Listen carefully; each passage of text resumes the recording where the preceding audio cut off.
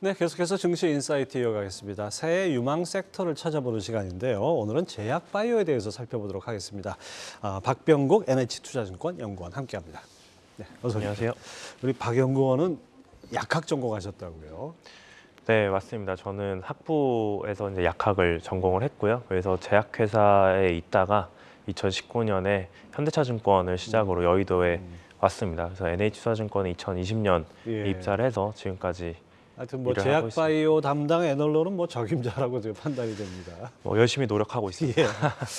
자, 코로나와 독감이 같이 지금 확산하고 해서 이제 이른바 트윈데믹, 그다음에 중국의 방역 완화 이런 것 때문에 최근에 제약 바이오주들이 많이 좀 반등을 했어요. 요즘 분위기는 어떻습니까? 네, 말씀 주신 대로 이게 중국에서 방역을 완화하는 부분도 있고, 그리고 독감과 같이 이제 또 엔데믹으로 가는 부분들도 있어가지고 감기약이라든지 진단키트라든지 다시 조명을 받고 있긴 한데, 어쨌든 저희가 펀더멘탈리하게 봐야 되는 부분은 임상이 다시 재개될 수 있고, 그리고 앞으로 대면 미팅이 많이 늘어나면서 딜이 많이 늘어난다라고 한다면 이제 바이오테크나 이런 부분들을 좀 길게 또 볼 때가 됐다라고 좀 보고 있습니다. 네.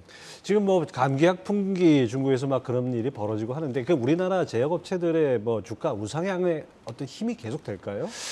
단기적으로는 좋은 영향이 있다라고 보고 있어요. 예를 들어서 한미약품이 이제 연결사로 가지고 있는 북경한미 같은 경우에도 4분기나 내년 1분기 실적은 호실적이 될 것이다라고 예상을 하고 있고요. 다만 이게 뭐 5년, 10년 이어질 테마는 아니거든요. 저희가 멀티플을 이제 높게 가지고 가려면은 장기적인 관점에서 이게 유지되고 성장이 계속 나와야 되는데, 요건 제가 봤을 때는 한 반기 정도의 이슈라고 보고 있기 때문에 멀티플을 많이 넣을 수는 없다라고 보고 있습니다. 네, 뭐 냉정하게 봐야 된다 이거죠. 뭐 그렇죠. 지금 당장은 모자라지만은 이것이 뭐 한없이 갈 재료는 아니니까. 맞습니다. 네. 단기적으로 봐야 된다 이런 말씀이고요.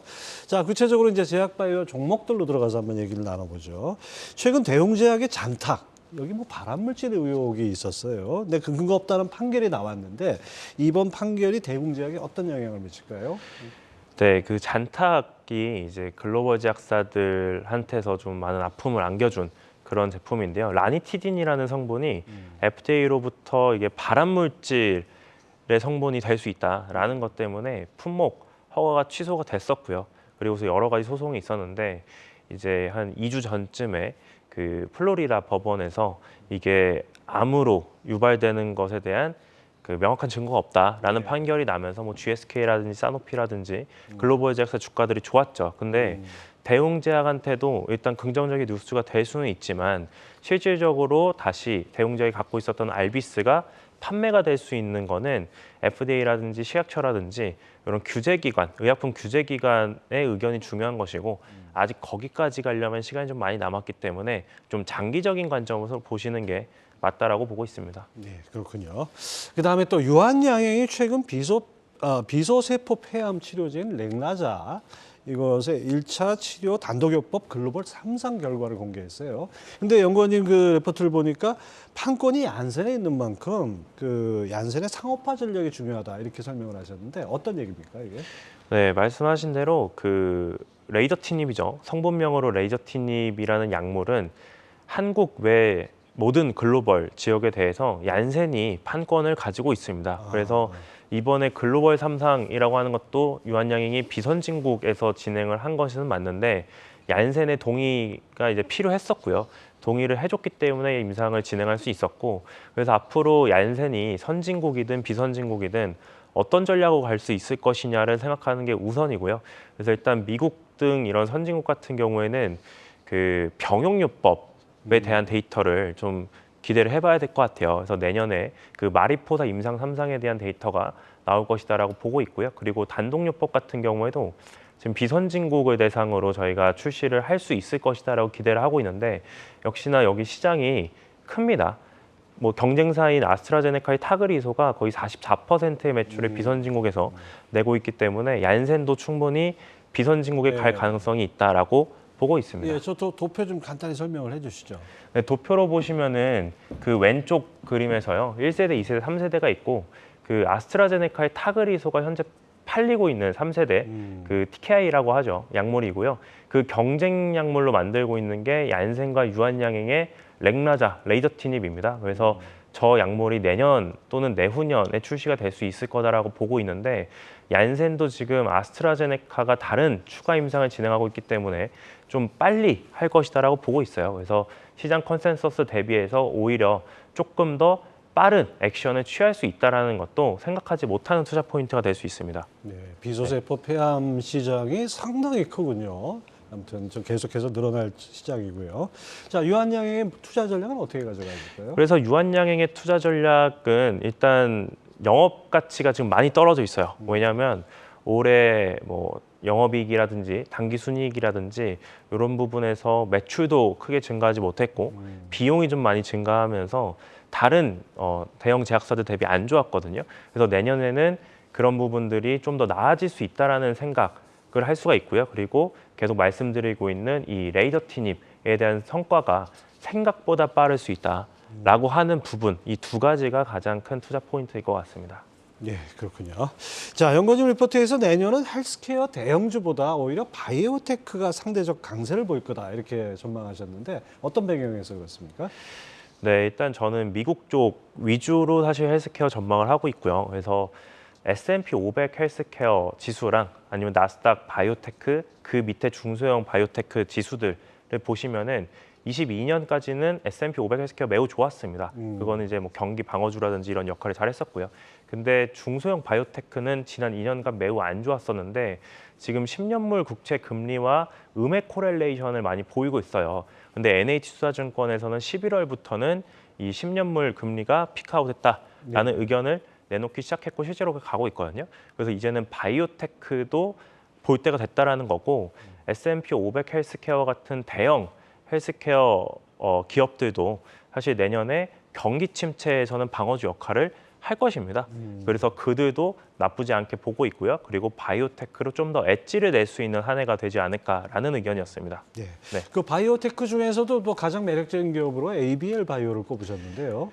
네, 맞습니다. 에이벨 바이오도 그렇고요. 그리고 뭐 에이프릴 바이오, 레고캠 바이오 이제 다양한 현금 흐름이 나오고 있는 그런 기업들을 좀 좋게 보고 있는데 왜냐하면 금리라든지 아니면 경기 침체 상황에서 바이오가 오히려 좋다라든지 이런 매크로적인 거는 이제 포지션이 되게 좋아졌는데 그럼에도 불구하고 내년에 증자 이슈가 있는 기업은 저희가 또 피해야 됩니다. 네. 네, 그래서 그런 기업들을 좀 피하고자 하면 현금 흐름이 있는 기업들을 저는 좀 좋게 보고 있고요. ABL 바이오가 가장 대표적이죠. 사노피로부터 지금 계약금 마일스톤 잘 받고 있고요. 그리고 그 외에 산업적으로 봤을 때에도 중추신경계 테마 아니면 이중항체 항암제 테마는 내년, 내후년, 뭐 5년 뒤에도 계속 이어질 거거든요. 그래서 그 중에서 국내 가장 수혜 기업이라고 생각을 하기 때문에 ABL 바이오는 좀 가장 펀더멘탈이 강하다라고 보고 있습니다. 하여튼 바이오테크라고 하면은 뭐 인류의 무병장수 꿈을 실현하기 위한 거 아니겠습니까? 그런 측면에서 계속해서 주목해 봐야겠군요. 자, 그다음에 내년 제약 바이오 최선호주로 셀트리온 헬스케어를 제시했어요. 그 이유는 뭔가요? 네, 앞서 말씀드렸던 것처럼 삼성바이오로직스 셀트리온 그룹 대형 헬스케어 기업이잖아요.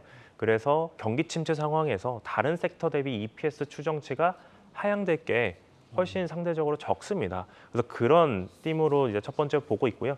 두 번째로는 내년 하반기부터 미국 직판 가는 부분이 있는데 잘만 되면은요. 셀트리온 그룹 전체 매출 원가율이 10%포인트 이상 절감될 수가 있는 그런 구조적인 성장이거든요. 근데 지금 시장에서는 오히려 비용에 대해서 우려를 많이 하고 있어요. 근데 직판에 추가로 들어갈 비용이 내년 기준으로 셀트리온 전체 그룹 대 매출 대비 1% 수준이거든요. 그러니까 우려가 지금 현재 강한 상황이라서 오히려 지금 셀트리온 그룹을 보자. 그리고 셀트리온 헬스케어를 보자라는 것이죠. 네. 뭐 덧붙여서 삼바는 어떻습니까?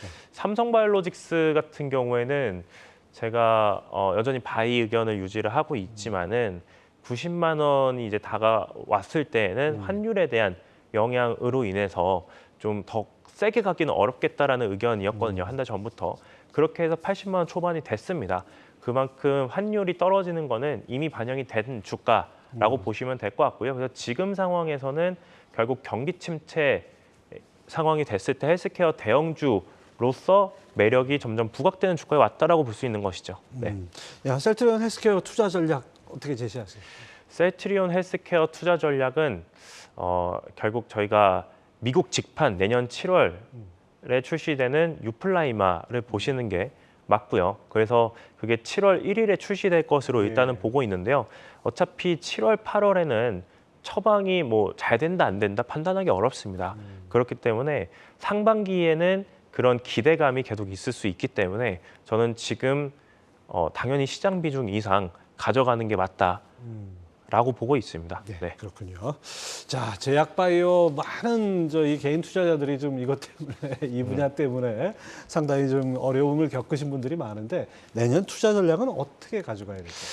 네, 결국 앞서 말씀드렸던 부분을 정리하는 게 될 것 같은데요. 그래서 대형주 그리고 국내 제약사, 바이오테크 이렇게 세 가지로 나눌 수가 있는데 일단 대형주 삼바셀트와 국내 제약사 중에서도 모멘텀이 있는 그런 기업들은 당연히 시장 비중 이상 가져가는 게 맞다라고 보고 있어요. 그리고 거기다 이제 바이오테크 같은 경우에는 현금 흐름이 있는 그런 기업들을 잘 추려서 보시는 게 맞고요. 그래서 그런 기업은 지금 매크로 흐름상 시장 대비 안 좋을 이유가 사실 아무리 열심히 찾아봐도 없습니다. 네, 그래서 이런 전략으로 가시는 게 좋을 것 같습니다. 네, 아무튼 뭐 제약바이오도 좀 약간 옥석을 가려서 봐야 된다. 뭐 이렇게 저는 이해를 하겠습니다. 네, 정확하게 보신 것 같습니다. 네, 예, 지금까지 NH투자증권 박병국 연구원 함께했습니다. 감사합니다. 네, 감사합니다.